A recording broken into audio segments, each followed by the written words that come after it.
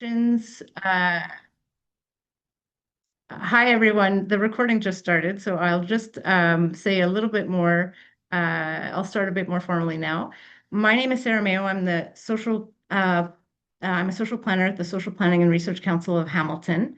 Um, After my presentation of this new report, we have disability and demographics in Hamilton. I will hand it over for discussion with our guest, James Kemp from Accessibility Committee for Persons with Disabilities, and in Hamilton, a committee of City Council. And Sarah Jama, unfortunately, may not be able to make it, but if she does, I will introduce her at that time. Um, this is the agenda for today. After some introductions, which I just did, in fact, I'll just go through the report highlights and then have our discussion. And I wanted to just start with, you can read the SPRC's land acknowledgement, and to put into practice our land acknowledgement, when we do them in the office, for instance, we try to find ways to discuss to talk about how are we putting that in practice. And so today in practice, I wanted to talk about the treatment of Indigenous data.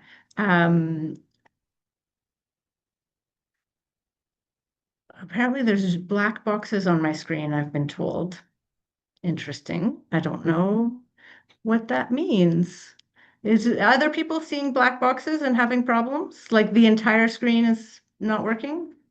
Okay. Okay, one little minute. Okay, videos. That's like you can check my screen if you want. It's just like, the top bars and like the chat box and those things. It's just like a grayed out box. So it's blocking some of the slide deck, but you can function. I just wanted to give you a heads up. Okay, so some of this, That okay, was wonky. I don't know why, but like you can Yeah. still do it. So I just Okay, wanted to flag okay. it for you. Okay, so it just means that the text, I think, is being cut off in top and bottom. So I can reduce some of the size. I know I can increase, but can I reduce? It doesn't look like I can. But I think it should be okay. If there's a problem where you really need to see some text that I can't control, that let me know with a thumbs down, and I'll see on that slide if I can do something.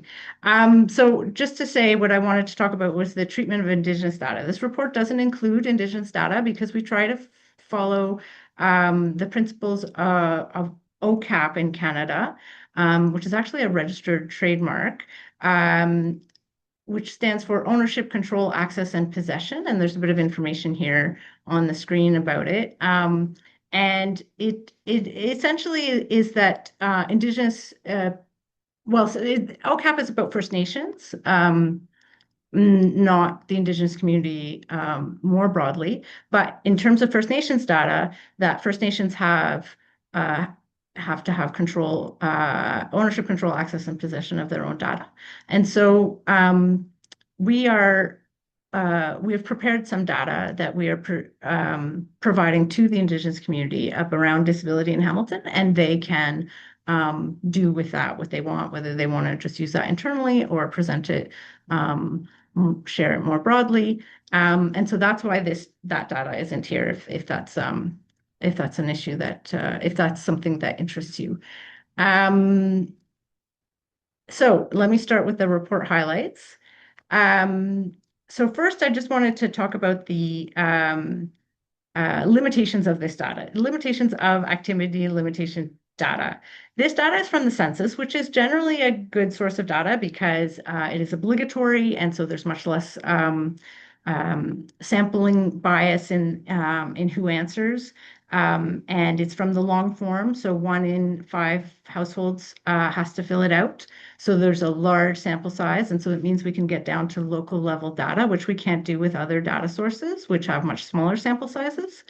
But it is the big limitation is that it's a household data. It's not an individual data. It's not, okay, this census data is for you, you fill it out about your life. It is uh, very it is household based, which means that the one person can fill it out for everyone in the household. And that might be someone for their spouse and for their children. It might be roommates, all of one roommate filling it out for everyone. And so there are a lot of errors that can happen in that way, in that disabilities may be undercounted if me as a roommate hasn't disclosed my disability to my other roommate who happens to be filling out the census, and I don't realize there's these questions about disability. So those are that's one of the major disadvantages of this data. So I definitely, when I suggest in the report, when it's if it's used, to use it to just mention that it is not.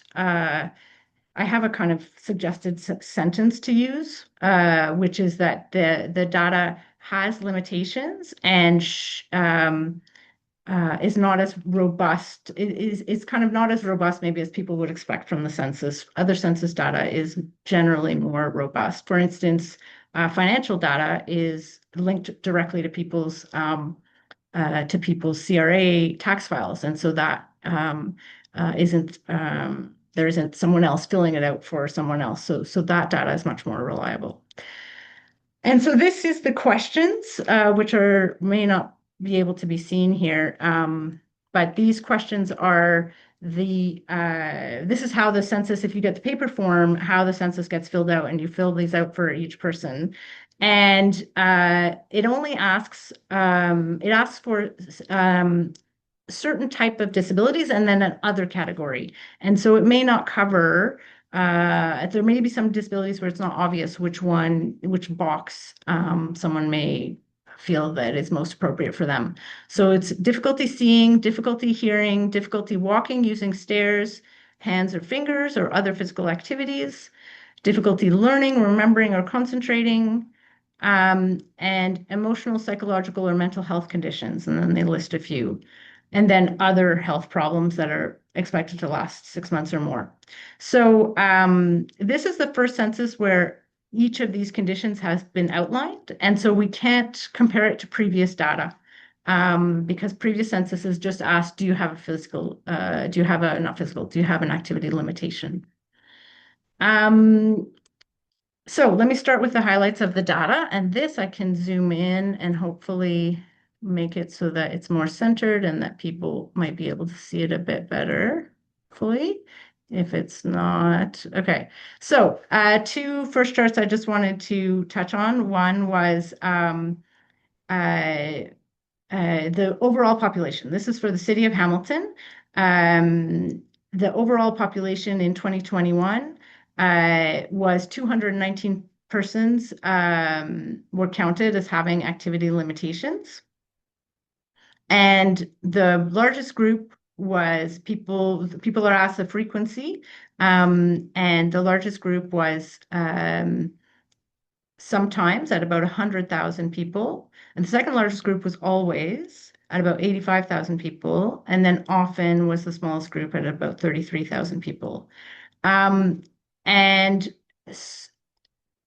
the 46% and the 39% for sometimes and always, that's within the group of people with activity limitations. For the rates for the city overall, we can see that the rates in Hamilton are a bit higher than Ontario. So the overall rate is about 39% of Hamilton's population has an activity limitation, and compared to 35% for Ontario. And the difference for always, the always group is at 15% for the city of Hamilton and 13% for Ontario. If we look at those different types of activity limitations, there's a chart in the report that talks about that compares both the rate of people having an activity limitation within that group the type within that group or the type within the general population. So the orange lines are 47% of people with activity limitations. 47% of those people um, have listed mental health conditions. And but if we look at it in the general population, then it's 18% of the general population. And the next most common category is other, because other encompasses so many more conditions than the predetermined ones, followed by physical, and then cognitive and seeing and hearing are the order of the most common to the least common within the city of Hamilton. And then if we look at age groups, in general, disability increases with age. The activity limitations range from very small amounts to the youngest children to up to 100% in people aged 100 and over. And this chart kind of shows, these charts show the general trend with regards to different age groups. So the general trend is that, so these first three are have a similar trend. They're all sort of body related. So hearing, physical, and seeing, and generally follow the pattern of being highest in older age groups and smallest in youngest age groups. And then if we look at the mind-related ones, it's quite different. So the cognitive one, so this is the category that included learning and concentration. This one is sort of more even between groups. The lowest is young children, 8%. But then it jumps quite a bit up to preteens, which maybe have to do with testing in schools and when that happens. And then young adults, adults and older adults have similar rates as preteens, so it ranges from 11% to 14%. And then senior adults goes up to 24%. And that may be a reflection of cognitive decline in terms of dementia related conditions. And then the mental health category of activity limitations has a completely different trend. The highest rates of mental health activity limitations are in young adults at 26% of Hamilton's population has identified that. Young adults 20 to 34. And then adults 35 to 54 is the next has the next highest rate at 22%. And then it declines with increasing age. And then there's a big jump from young children to preteens. Well, young children, it's at 4%, and preteens and teens, it goes up to 16%. So this is obviously one that many organizations their work, encompasses and overlaps with these issues, and is an issue that has multiple effects in our community and on individuals, and is obviously one that needs more attention and support for people. And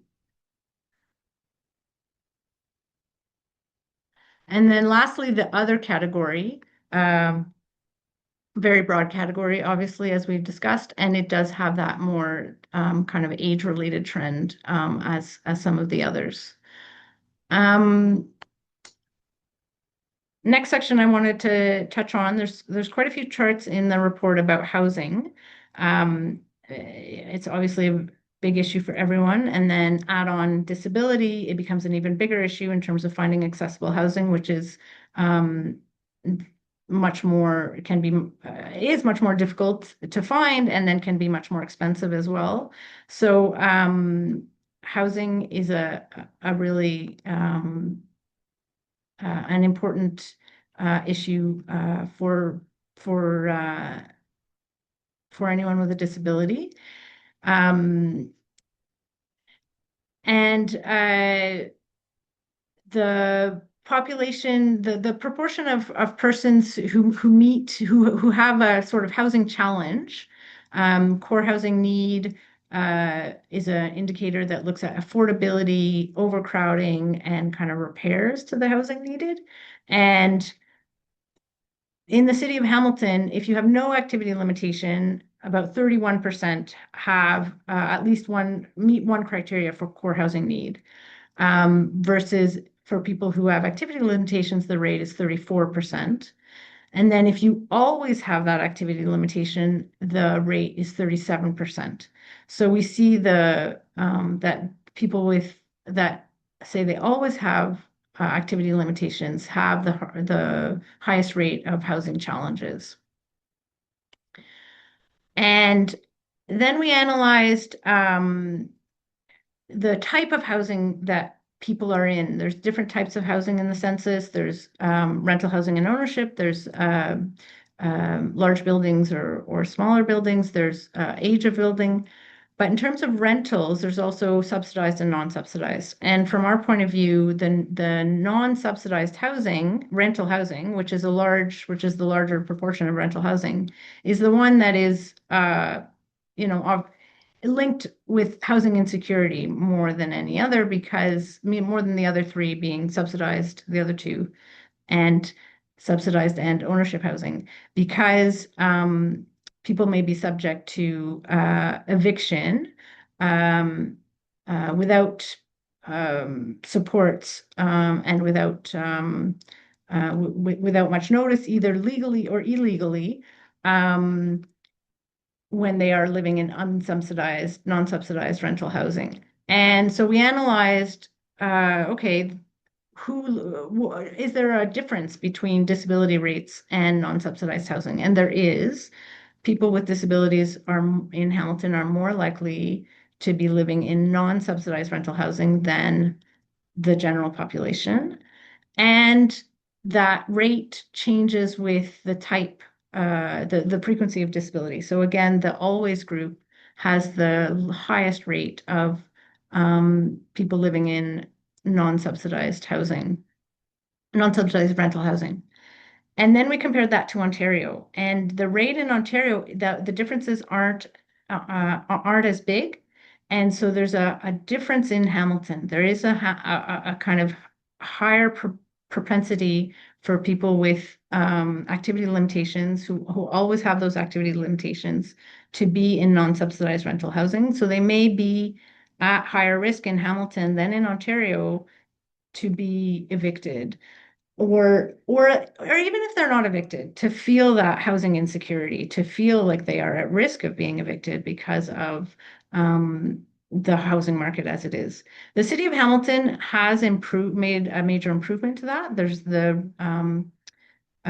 relocation or rental relocation bylaw, which has,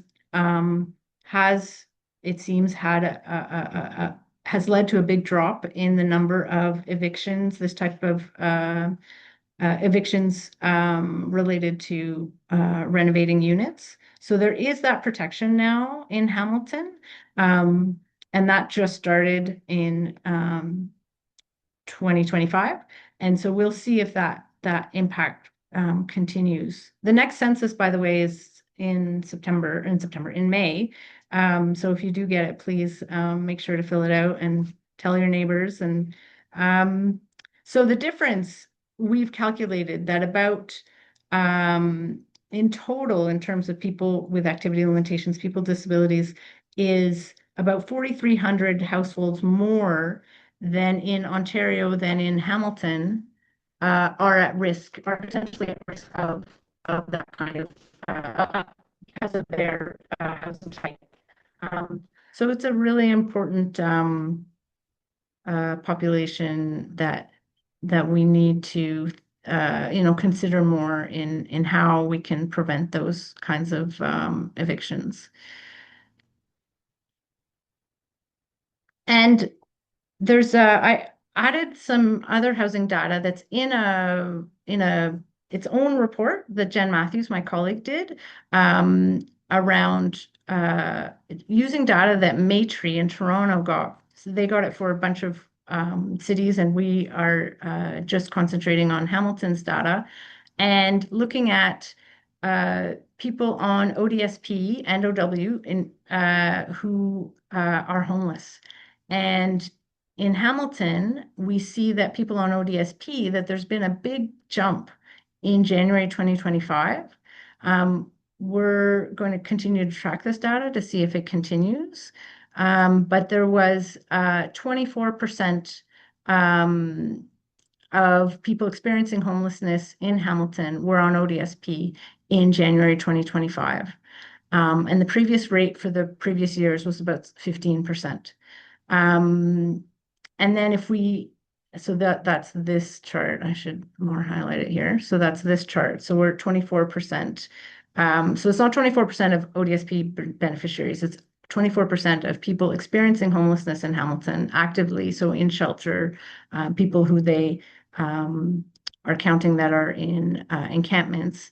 And so it doesn't include hidden homelessness of people couch surfing or things like that.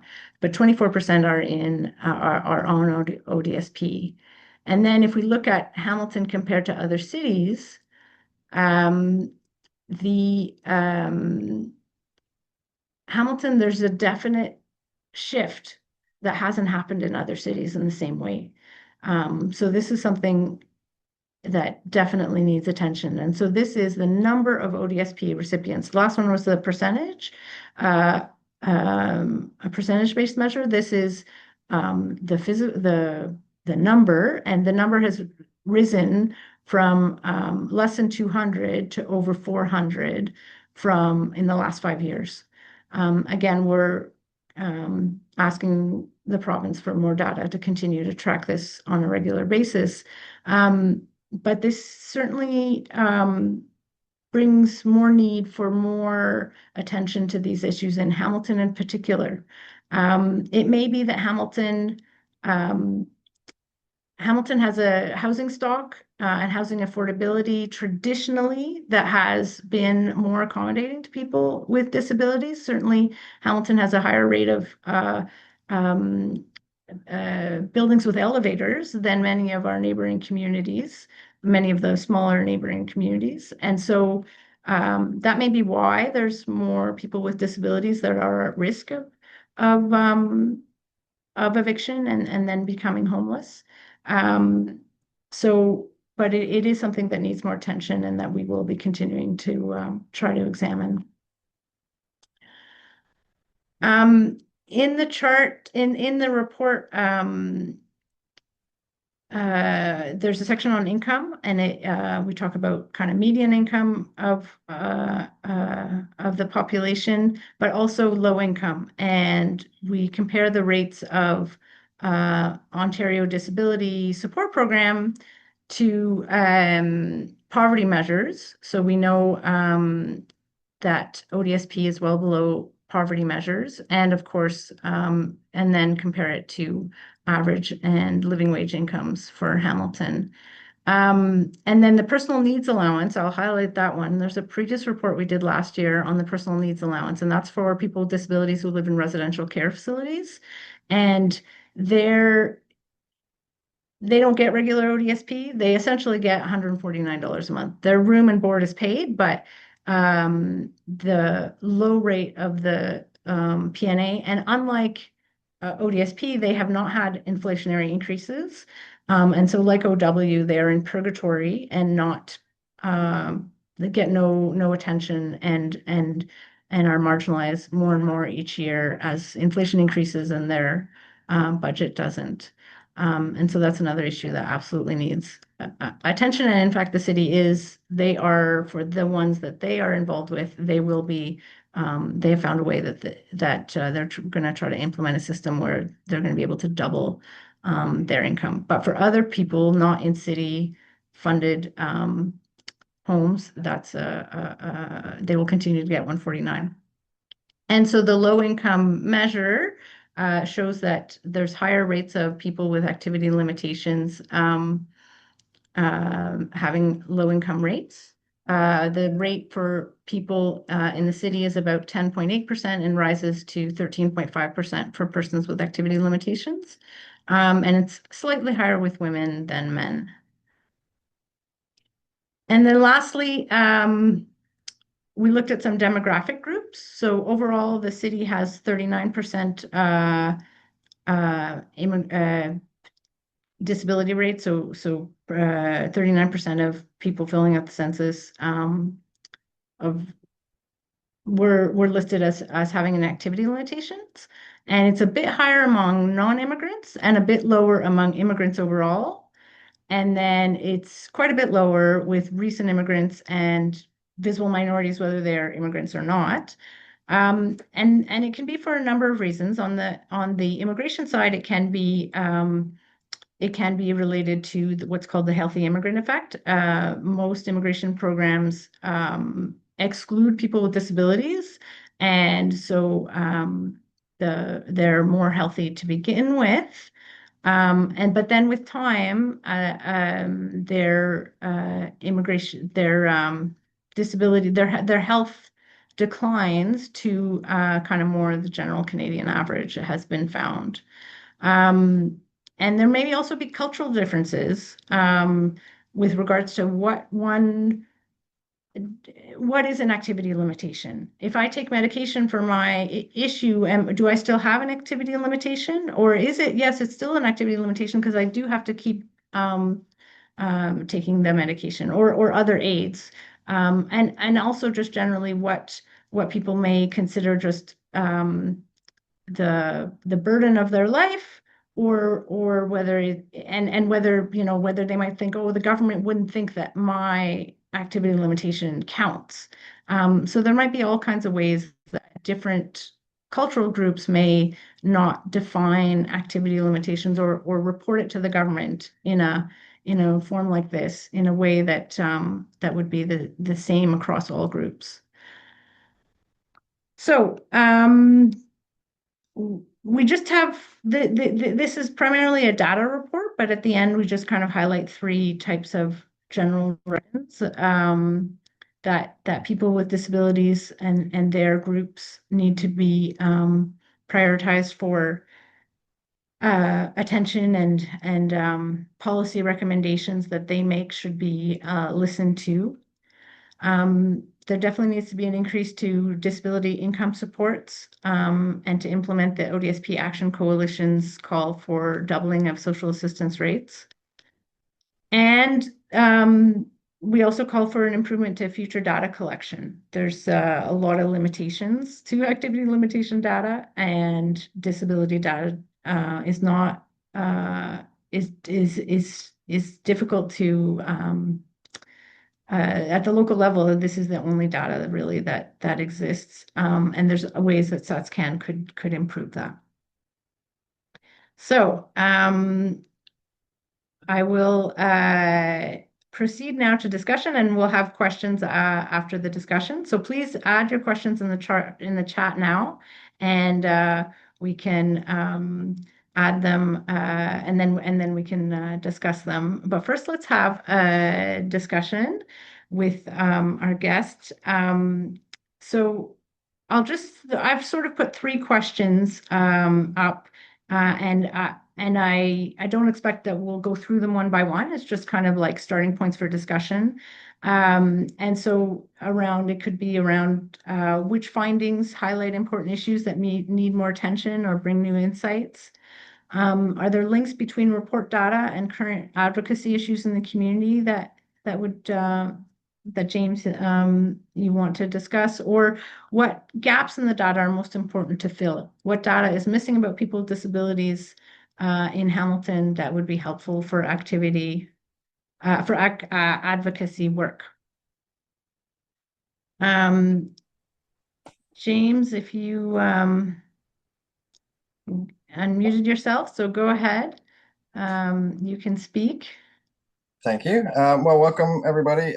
If I knew it was going to be me, I would have done a little bit more of a formal speech. I was expecting a bit of back and forth discussion, but I made some notes on the report that I read, the report that Sara Mayo and I had gone through originally with the original census data from the previous census, which was completely useless, we determined. And just some things that I'd like to highlight. first of all, I think Sarah did a great job in filtering the demographics out to try and find some meaning where, to be honest, there's not a lot of meaning to be found in a lot of this information. Unfortunately, the way that the census data was put to people, it's very subjective, and doesn't seem to quite get at data that they actually want to get. They're just asking general questions. The eyeglass question, for example, always got me about it being a limitation. It seemed a little extreme, considering so many people wear eyeglasses. So I just want to highlight that it was difficult. So I appreciate Sarah putting this together. One almost has to ask if the Census Department would like a brave space discussion as opposed to a safe space discussion, because they really do need to ask some more directed questions if they want true helpful data.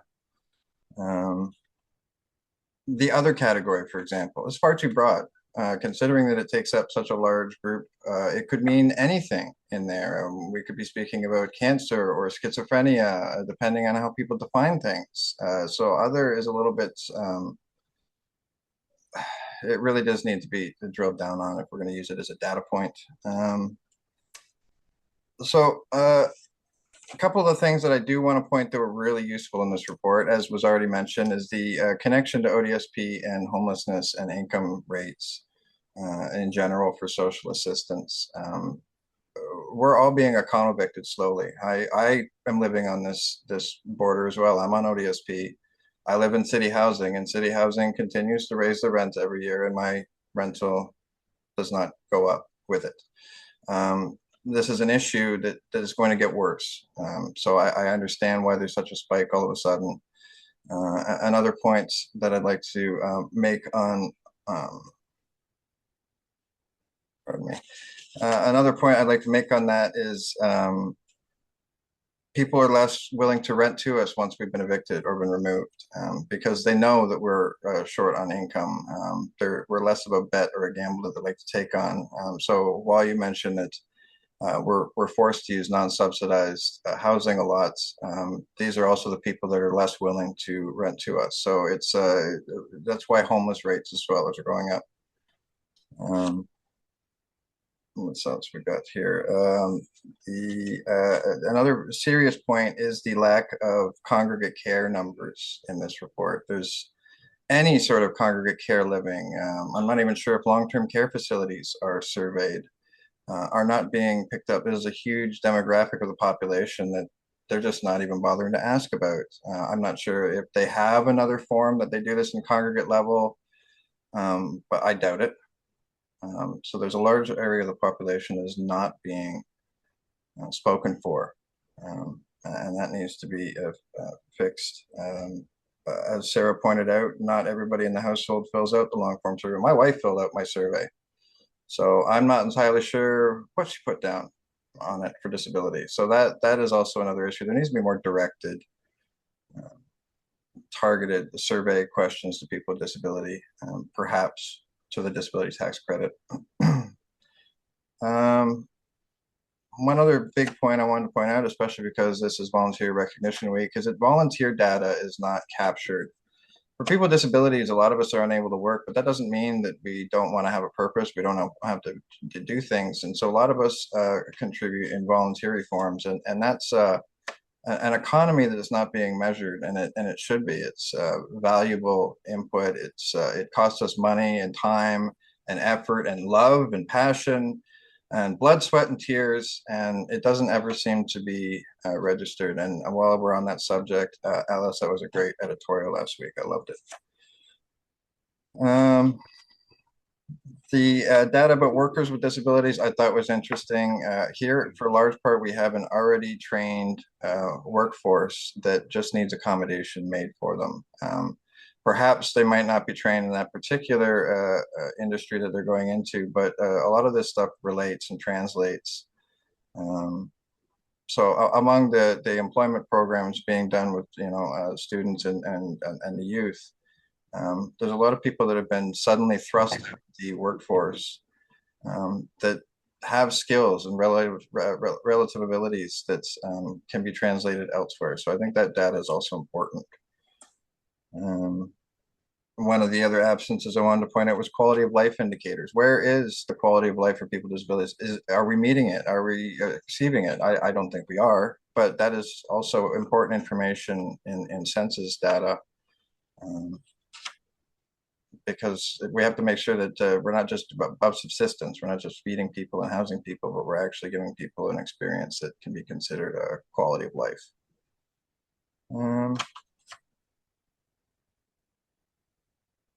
Pardon me, I'm just checking. Sarah pointed out an interesting point about the subjective nature of what is a disability, because I often work with the seniors community, and the seniors community often has a lot of the same issues that people with disabilities have, but they do not and will not accept the label of a disability. So again, it points out that we have to drill down and have more open communication about what we consider disability and how this is being documented. And one last note is subsidized housing wait lists. You were mentioning the private rental again. Sorry, I meant to mention this earlier. The subsidized housing wait lists are a significant problem because people are on them for years and years and years, and they don't even know, are they still on the list? Have they been bumped? There was a gentleman I was discussing this with last year that was on it for 9 years with city housing. And I told him, you know what, just start again. You don't know if you've just been sort of frozen out of the system, just start again. So these are issues that need to be addressed in housing. And I apologize if that was a little bit disjointed, but again, I like to normally organize my thoughts a bit. I have my own developmental disabilities and whatnot. So thank you for your time. James, that's really important insights, and I loved seeing all the emojis when you made important points that I think people appreciate. They agree, but it's more than that. It's like hearing it directly from you and reminding us of some of these issues, I think is really important. And it reminds me that some of the points you raised are in my report, but I didn't mention it in the presentation. And the core one around just the data quality, again, one of the major problems with the census data is that it excludes people living in congregate facilities. So for the core questions in the census around just ages and population size, that goes to everyone. But the long form only goes to private households. So that means anyone living in long-term care in a residential facility, in a group home, is not considered a private household. And so they don't get the long form census. So they don't get an opportunity to be counted. And Kendall David, PhD candidate at Carleton, in social work, has done a lot of work on this, and she has a website, kendalldavid.ca, where she has a report that talks about the problems with disability data in Canada, and that being a big one, that people with in congregate facilities are not counted. And yeah, so that excludes, there's about 700 people just living in residential care facilities, subsidized residential care facilities in Hamilton. There's many more in other kinds of group homes. There's many more in long-term care. And yeah, none of those numbers are included in this. So that's a really good point. And I thank you for mentioning that. And around the categories, yes, the other category encompasses so much. So one group that it's not clear which categories TESCAN expects them to fill out, but if you have autism, like which one of those categories. And so likely most people with autism probably put themselves in other. And then in a way, is that doubly stigmatizing? Like, I have a disability, and you won't even like mention it. I have to put myself in other. Like, does that, contribute further to stigmatization? The questions themselves, and then does that discourage people from filling it out at all because they feel stigmatized by the survey? So so this data, it does have value, I think, but it's a limited value. I think that there's a lot of problems that it should be mentioned if you're using this data, to just mention that this is of limited quality is kind of the general way I try to describe it. Um, I'm seeing if there's anything in the chat. We could open it up to Mike's, but I do see a question here. Do you know if there are grants for private housing providers who would like to make their buildings more accessible for people? I wonder if that is part of the issue for private landlords, that they don't want to, not that they don't want to, but that they can't afford to make physical changes to accommodate accessibility needs. James, you are the expert when it comes Uh, to city policies, I think. I would not, this would be more federal or provincial policies, to be Yeah, true. honest, but as somebody mentioned, there is the ease the ease grants, but I believe they're up at the end of this month, so it wouldn't be a time to do it for this year. Um, but yes, I do believe there is accessibility funding at the federal and provincial level. I'm not entirely sure if it's directly housing related or accessibility improvements in general. I will look into it and get back to you. I don't want to say specifically one or the other without knowing for sure.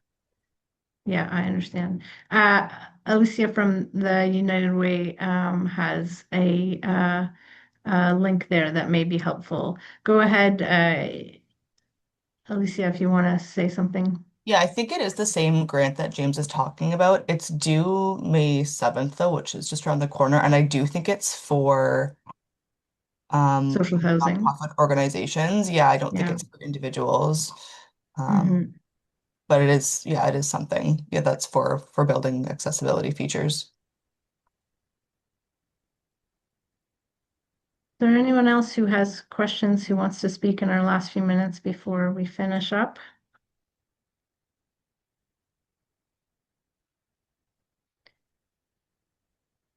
Um, James, I want to commend you in your work at ACPD. I've seen so much of your work in recent years in terms of working on your priority issues, including um, heat bylaw and RCF improvements and many other issues. I don't know if there's anything before you go that you want to speak about ACPD. Give a little shout out to your work. You're welcome to do that. If I had one thing to say, it's right on. Uh, it's a quite topical issue. We're just found out that the city is about to replace all of our textured paving pads on the street corners with button plates. And so I want to say that we want no button plates, and we are going to be getting a very large discussion or disagreement with staff on button plates and their not value to the city of Hamilton. Yes, I understand the province in Canada have adopted the button plate as the international tactile plate, but quite frankly, it does not represent all disabilities. And even people with vision loss are quite torn on whether button plates are the actual way of going forward. We came up with something over many, many years in Hamilton that does the job, that was pioneered by Japan and is used quite regularly there. And we're a little frustrated that we're having to go back with that. But other than that, yes, we're big on RCFs. We'd like RCFs to have their own voice, especially with the upcoming changes to the RCF system. We're not entirely happy with it, but we're going to try and work our best to make that better. Extreme heat, lots of work to still be done on that, and many other issues. We just went to the Transit Expo to test out buses and whatnot. They're coming down the pipe, and we were quite depressed by the end of the trip.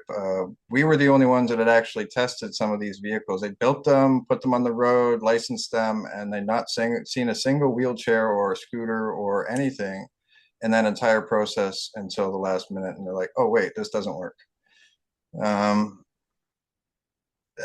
The problem with accessibility is there's a lot of good intentions, but we seem to be missing the mark a lot. And I'm sorry, I didn't mean to dominate everybody's attention there. No, no, that's. I asked you. I think people are very interested to hear this and to hear of your work. And I was looking at, people with disabilities in Hamilton have a long history of advocacy. I was looking at reports from the SPRC in like the 1960s, and there was people with disabilities had gone to, at that time, city council um, and put in, and so we published with them a report on accessible units, housing units, and what the measurements should be. And so it's amazing to see that it started so early, and on the other hand to think about, okay, how come it took so long to take that progress, because it's not a new issue, it's something that has been discussed for so long, and how come we aren't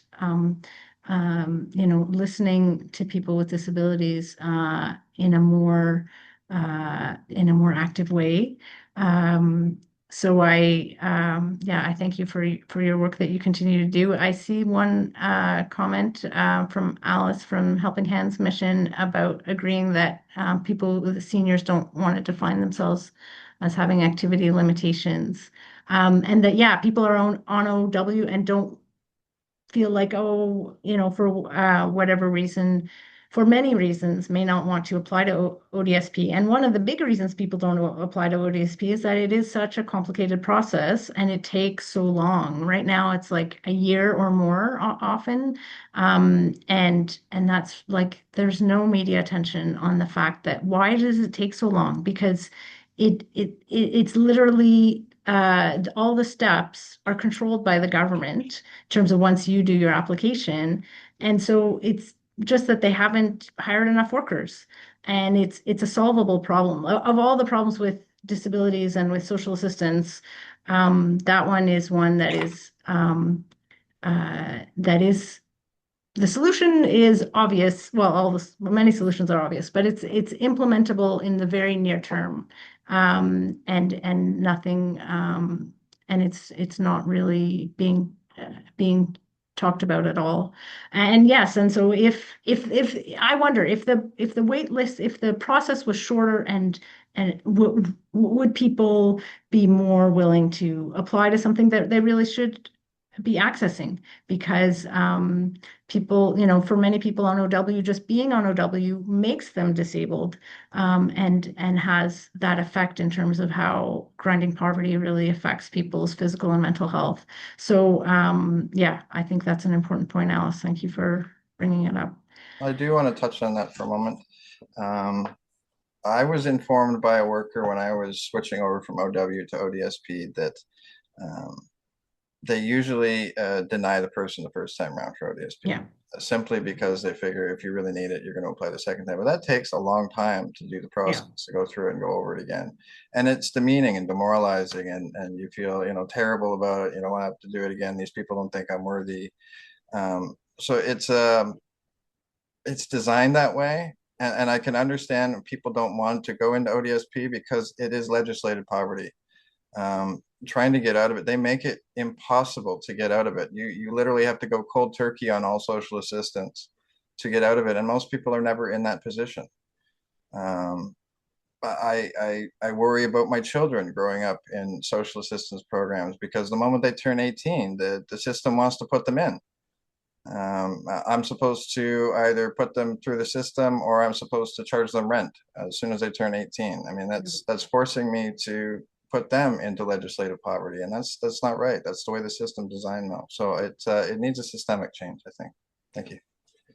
yeah, no, good point. And even that, you're right, that most people actually do end up getting ODSP if they're willing to do the first appeal, the internal appeal, and then the tribunal appeal if they don't make it through that round. And so, yeah, if you're willing to do all the steps, you will likely get approved. But even that first step, like you say, most people off the bat are not approved in the first round. And that round, if they're going to deny people, they could do it at that step at least faster. Right now, they have up to 90 days, and no one gets it less than 90 days, and it's 90 business days. So that's 4 or 5 months of waiting just to be told no to be able to do an appeal. So yeah, it's something that I'm seeing people in the comments we're all on the same page on this, but I think it's important that we put it back in the front of our minds, and to talk about, to broaden that conversation to beyond us to others, and hopefully get some advocacy rolling on some of these issues. Um, okay. If there's no other questions, I want to thank you all for taking the time to listen and give us feedback. I appreciate all this interest, and we'll be sending out a little evaluation. If you can just quickly give us a little feedback, that's always helpful for our wonderful funders. And United Way is here. Alicia, I wanted to thank specifically because this funding isn't possible without donors to the United Way, and that we are able to spend time on reports that aren't directed by a specific funder, but that we can use broader funding for more general community trends that need more attention, like people with disabilities. Thank you. Okay, thank you, everyone. Have a great rest of your day.